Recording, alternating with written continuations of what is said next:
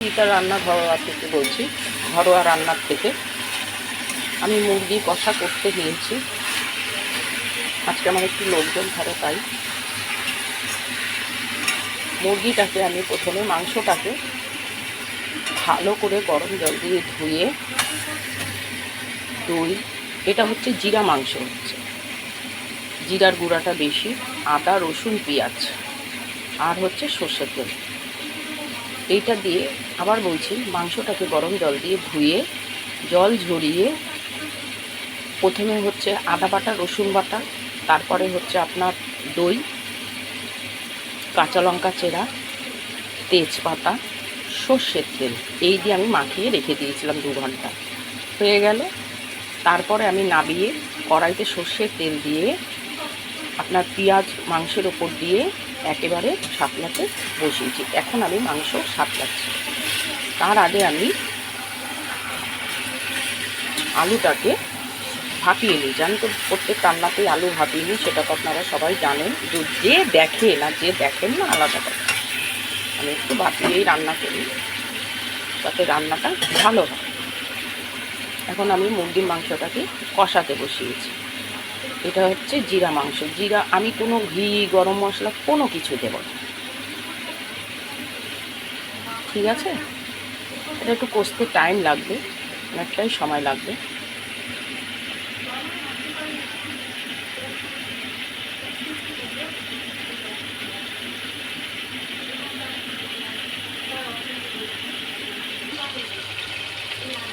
আমাদের মাংস কিন্তু জল ছেড়ে দিয়েছে, মানে তেলটা ছেড়ে দিয়েছে, কষা হয়ে এসছে। এবার আলুটা দিয়ে জল ঢেলে দিই।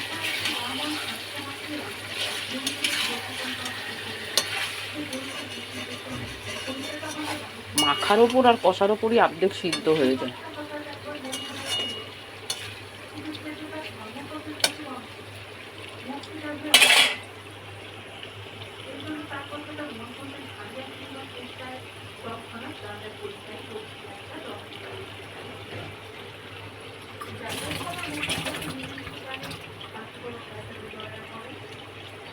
আমি সিমে রেখেছি, এই জন্য আস্তে আস্তে হচ্ছে। কষাটা একটু সিমে না করলে ভালো হয় না, পুড়ে যাবে, কাজে কষাতে একটু টাইম লাগে আমার। যাই হোক, হয়ে এসছে। এরপরে জল দিয়ে দেবো, আলু দিয়ে জলটা দিয়ে দেবো। মাংস কষা আমার হয়ে গেছে, এবার আমি আলুটাকে দিয়ে দিলাম।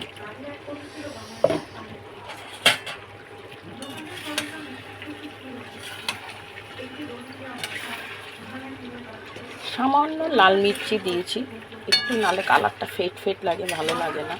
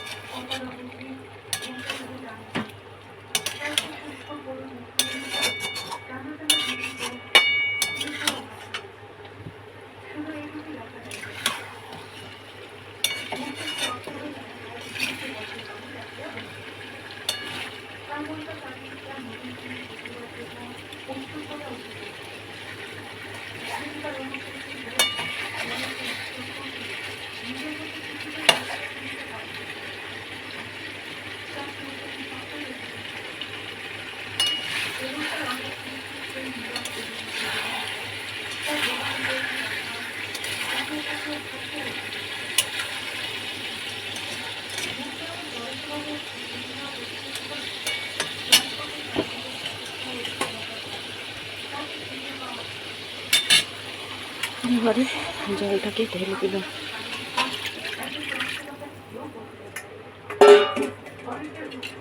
সিদ্ধ হতে যেগুলো টাইম লাগবে, তারপরে আবার ঢাকা। এটাও সিমে হবে এখন।